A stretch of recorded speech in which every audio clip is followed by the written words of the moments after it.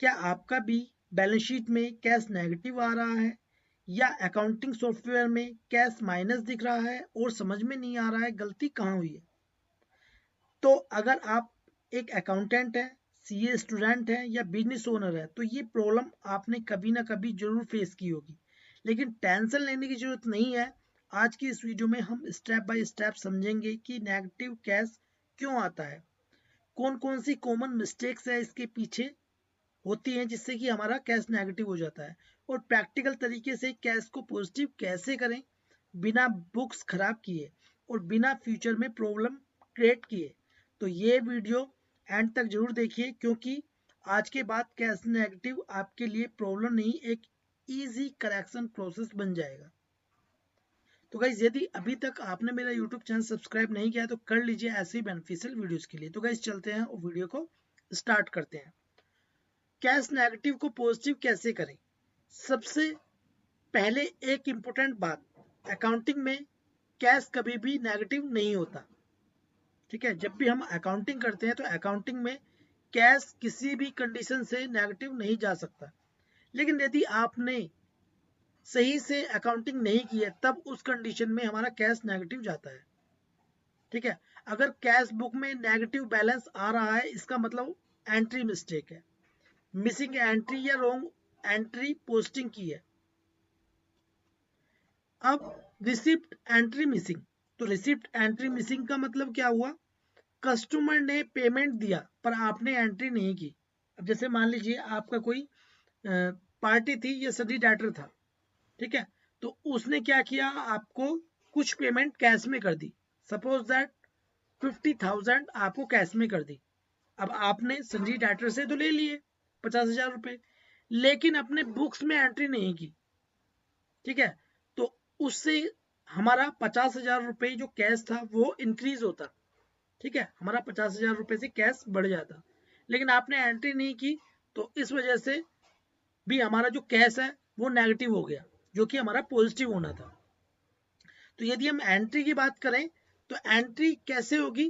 Cash account debit to party account. ठीक है, simple entry होती है। अब दूसरा जो इसमें मिस्टेक है वो है एक्सिस पेमेंट एंट्री रिवर्स करें। ठीक है, आपने हो सकता है एक्सिस पेमेंट एंट्री कर दी हो, तो वो जो एंट्री आपने की है उसको रिवर्स करना है। गलती से ज्यादा पेमेंट एंट्री हो गई है। अब सपोज दैट आपके पास कैश अवेलेबल है, यानी कि कैश इन हैंड है 1 लाख रुपए। ठीक है, अब 1 लाख रुपए आपके पास कैश है, लेकिन आपने कैश में खर्चे कर दिए 1,20,000 के, 1.5 लाख या 2 लाख या 2.5 लाख के। ठीक है, आपके पास कैश कितना था? 1 लाख रुपए, लेकिन आपने कितनी पेमेंट कर दी? एक्स्ट्रा कर दी, जिस वजह से होगा क्या, आपका जो कैश है वो नेगेटिव आ जाता है। तो इसका सॉल्यूशन क्या है? रॉन्ग एंट्री डिलीट या करेक्ट करें। ठीक है, जो आपने गलत किया है। अब बैंक से कैश विड्रॉल एंट्री मिसिंग हो सकती है, तो इसमें जो नेक्स्ट हमारी मिस्टेक है वो है जो बैंक से कैश विड्रॉल किया था वो मिसिंग एंट्री हो सकती है। अब सपोज दैट आपने बैंक से कैश विड्रॉल किया, ठीक है, आपने बैंक से तो कैश विड्रॉल कर लिया, लेकिन बुक्स में एंट्री रह गई या आपने नहीं की। ठीक है, या आप भूल गए। तो यदि हम इसकी एंट्री की बात करें तो एंट्री क्या होगी? Cash account debit to bank account, जो कि हमारी किस में होती है? कैश की एंट्री कॉन्ट्रा वाउचर में। अब ओपनिंग बैलेंस चेक करें। ठीक है, हो सकता है कि आपका जो लास्ट ईयर की बैलेंस शीट थी, बैलेंस शीट में जो आपका क्लोजिंग बैलेंस था तो वो नेक्स्ट ईयर में क्या हो जाएगा? Opening balance. अब हो सकता है कि आपका जो ओपनिंग बैलेंस था, ठीक है, वो गलत था। ठीक है, वो आपने सही नहीं किया, मतलब कि जो आपकी लास्ट ईयर की बैलेंस शीट फाइनल हुई थी, फाइनल डाटा था अकाउंटिंग सॉफ्टवेयर का, ठीक है, उससे आपने उसी क्लोजिंग बैलेंस को ओपनिंग बैलेंस में नहीं ऐड किया। ठीक है, करेक्ट नहीं किया, तो वो आपको चेक करना है। और देखिए सबसे लास्ट और टेम्पररी जो सॉल्यूशन होता है वो क्या होता है? ठीक है, अब मान लीजिए आपने ये सभी चीजें कर ली हैं, ठीक है, जो अभी मैंने आपको बताया था, आपने ओपनिंग बैलेंस भी चेक कर लिया, ठीक है, आपने अपनी जो कैश विड्रॉल की एंट्री थी वो भी चेक कर ली, ठीक है, आपने मतलब सब चीजें कर ली, लेकिन आपका जो कैश है वो नेगेटिव ही आ रहा है। और इसमें देखिए एक और मिस्टेक होती है। और मिस्टेक क्या है, यदि आप चाहते हैं, आपने सब कुछ कर लिया है और आपका फिर भी कैश नेगेटिव जा रहा है, तो उसके लिए क्या सॉल्यूशन है? उसके लिए सॉल्यूशन होता है, आप बैंक से अपना कैश विड्रॉल जरूर करें। देखिए, जितना आप कैश में अपने एक्सपेंसेस दिखाएंगे, तो उससे थोड़ा ज़्यादा ही आप कैश विड्रॉल जरूर करें ईयर एंडिंग से पहले। अब सपोज दैट, जैसे मान लीजिए अब फैब 2026 चल रहा है, एंड कब होगा? 31 मार्च में। ठीक है, तो 31 मार्च तक आप अपना कैश विड्रॉल जरूर कर लें, जितने आप कैश में अपने एक्सपेंसेस दिखाना चाहते हैं। अदरवाइज आपका जो कैश है वो नेगेटिव हो जाएगा। फिर उसके लिए जो लास्ट और टेम्परेरी जो सॉल्यूशन होता है, ठीक है, वो क्या होता है? लास्ट जो होता है वो होता है जनरल एंट्री से कैश एडजस्ट करना। ठीक है, ये टेम्परेरी सॉल्यूशन होता है, कोई परमानेंट सॉल्यूशन नहीं होता है। तो उसमें क्या होता है, उसमें जो एंट्री करते हैं वो करते हैं cash account debit to suspense या कैपिटल अकाउंट या लोन अकाउंट। ठीक है, जैसे मान लीजिए आपके सस्पेंस क्लियर है, ठीक है, या आपके कुछ सस्पेंस बच रहे हैं, ठीक है, तो सस्पेंस से भी हम कैश कलेक्ट कर सकते हैं, लेकिन ये टेम्परेरी सॉल्यूशन है, कोई परमानेंट सॉल्यूशन नहीं है। ये लास्ट वाला ऑप्शन होता है। या मान लीजिए आप कैपिटल अकाउंट से कैश कलेक्ट कर सकते हैं, ठीक है, और ये लीगल वे भी नहीं है, ठीक है। या हम लोन अकाउंट से कैश अपना इंक्रीज कर सकते हैं। मैं फिर से रिपीट कर रहा हूं, ये टेम्परेरी सॉल्यूशन है, कोई परमानेंट सॉल्यूशन नहीं है। अब इंपॉर्टेंट टिप्स की बात करें तो कैश बुक टैली करें।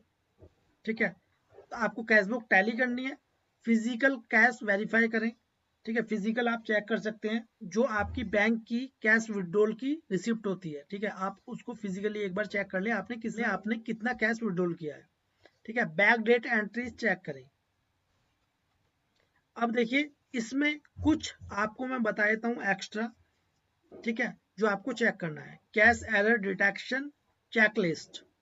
तो verify opening cash balance with previous year closing balance. ठीक है, जैसे कि मैंने आपको बताया था, जो आपके लास्ट ईयर का डाटा है, ठीक है, उसका क्लोजिंग बैलेंस, ठीक है, तो नेक्स्ट ईयर में क्या हो जाएगा? ओपनिंग, तो वो आपको चेक करना है। Check if any cash receipt entry is missing. तो कैश रिसिप्ट की एंट्री यदि मिसिंग है वो आपको चेक करना है। Confirm all customer payment are properly recorded. तो जो आपके कस्टमर्स हैं, जो उनकी पेमेंट है, ठीक है, वो आपको चेक कर लेनी है, कंफर्म कर लेनी है। Verify bank withdrawal entry are posted in cash book. तो जो आपने बैंक से विड्रॉल किया है उसकी एंट्री को चेक करें, ठीक है, अपने कैश बुक से। चेक फॉर डुप्लीकेट और एक्सिस कैश पेमेंट एंट्री।